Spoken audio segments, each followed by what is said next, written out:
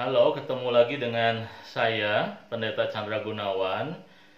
Kita hari ini akan membicarakan mengenai salah satu ayat di dalam firman Tuhan yang sering kali menjadi pertanyaan dalam pemikiran orang-orang Kristen, yaitu mengenai nubuatan di dalam kitab Wahyu, mengenai binatang yang menyesatkan banyak orang.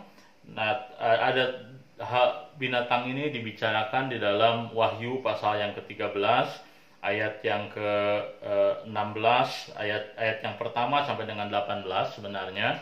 Tapi saya hari ini hanya akan membicarakan ayat 16. Di sana dituliskan seperti ini. Dan ia di sini menunjuk kepada binatang yang menyesatkan, dan ia menyebabkan sehingga kepada semua orang, kecil atau besar, kaya atau miskin, merdeka atau hamba, diberi tanda pada tangannya atau pada dahinya. Ayat 17, dan tidak seorang pun yang dapat membeli atau menjual selain daripada mereka yang memakai tanda itu, yaitu nama binatang itu atau bilangan namanya. Banyak orang Kristen yang bertanya mengenai apakah arti dari tanda yang diberikan di dahi dan di lengan dari binatang yang dibicarakan dalam kitab Wahyu.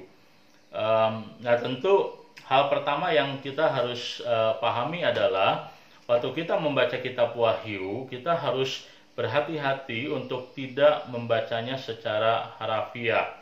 Kitab Wahyu adalah kitab yang ditulis dengan sebuah gaya sastra atau jenis sastra yang disebut dengan apokaliptik.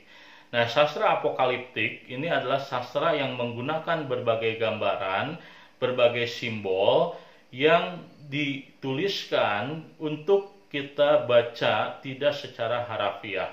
Nah, itulah sebabnya ketika kita membaca di dalam Wahyu pasal yang ke-13 ayat 1 sampai dengan 18 mengenai binatang yang memberikan tanda kepada pengikutnya, tanda di dahi dan tangannya, maka kita harus berhati-hati dan tidak membacanya secara harafiah. Dan waktu kita mendengar hal ini, barangkali kita bertanya-tanya, kalau memang tidak diartikan secara harafiah, bagaimana kita harus memahaminya?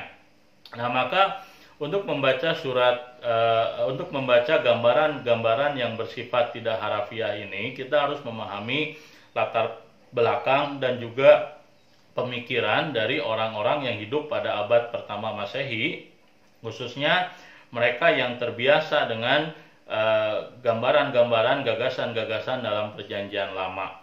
Nah, jadi waktu Alkitab ataupun waktu Yohanes menggambarkan bahwa binatang yang menyesatkan itu memberikan tanda di dahi dan di tangannya, nah maka kita harus mengerti metafora apa yang digambarkan di dalam Alkitab dengan gambaran dahi dan tangan.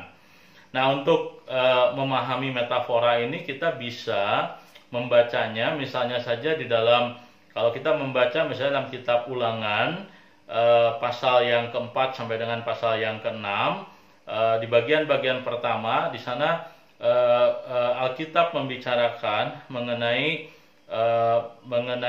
apa yang Tuhan ajarkan kepada bangsa Israel melalui Musa, supaya mereka selalu mengingat dan menghidupi apa yang disebut sebagai Shema Israel. Shema Israel itu adalah pengakuan iman daripada umat Tuhan bahwa mereka percaya Allah itu hanya satu, dan karena mereka percaya bahwa Allah itu esa, maka mereka hanya boleh menyembah Tuhan. Dan kemudian Tuhan meminta kepada Musa menyampaikan kepada umat Tuhan supaya apa? Supaya apa yang disampaikan itu dituliskan di dahi mereka, dituliskan di tiang pintu, juga di tangan dan seterusnya. Nah, jadi Alkitab menggunakan metafora yang sama dengan dahi, tangan dan lain sebagainya. Nah, metafora ini digunakan untuk menjelaskan apa? Nah, dahi itu sebenarnya adalah gambaran untuk pemikiran, sedangkan tangan itu adalah gambaran untuk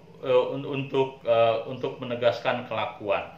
Nah, jadi ketika misalnya saja Tuhan meminta supaya Musa mengajarkan kepada bangsa Israel mengenai Allah itu Esa, dan keyakinan ini harus dituliskan di dahi, di tangan, itu artinya bahwa keyakinan, pemahaman, iman mengenai Allah itu adalah Esa itu harus dipahami dengan benar, tetapi juga harus dipraktekkan dalam kehidupan. Nah, itu adalah gambaran metafora dari dahi dan tangan.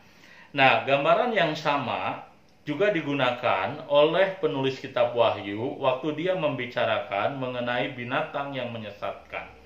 Ketika penulis Wahyu mengatakan bahwa binatang yang menyesatkan itu memberikan tanda di dahi dan di tangan daripada pengikutnya, itu berarti bahwa penyesatan itu terjadi baik dalam hal pemikiran maupun dalam hal praktika.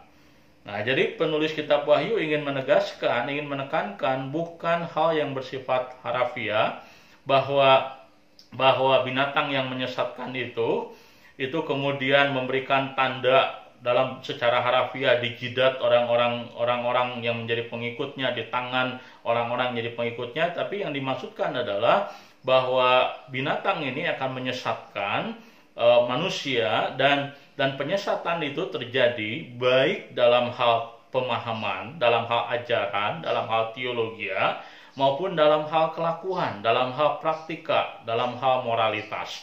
Nah, itulah yang mau disampaikan oleh penulis kitab Wahyu waktu dia mengatakan bahwa di akhir zaman itu akan muncul binatang yang menyesatkan, dan binatang itu menyesatkan baik dalam hal ajaran dan dalam hal moralitas, atau kita juga menyebutnya dalam hal ortodoksi dan juga dalam hal ortopraksi.